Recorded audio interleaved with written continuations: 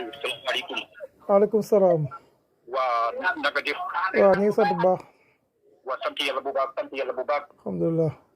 waaw jégalu léegi gisoon naa appel yi fekkee dama jàpp woon. waaw def naa li nga ma waxoon. maa ngi jégalu nag bu baax nag gisoon naa appel yi fekkee dama jàpp woon sama lopp bi moo xawoon yàpp rek. waaw maa la doon woo sax nga ba digal ma sarax yi. dëgg la maa ngi jégalu jëm nga li ma la waxoon. waaw def naa ko ba pare. dëgg la alhamdulilah. ana jaaru bi ana gis naa fi jaaru. jaaro ban. waaw muy jaaru xaalis sa yaay musula jóg jaaru bi wala sa baay musula jóg jaaru si wala sa maam musula jóg jaaru bi. sama yaay jox na ma jaaro. jaaru xaalis musoo ko am. jaaro waaw sama yaay mos na ma jox jaaro xaalis. dégguma de.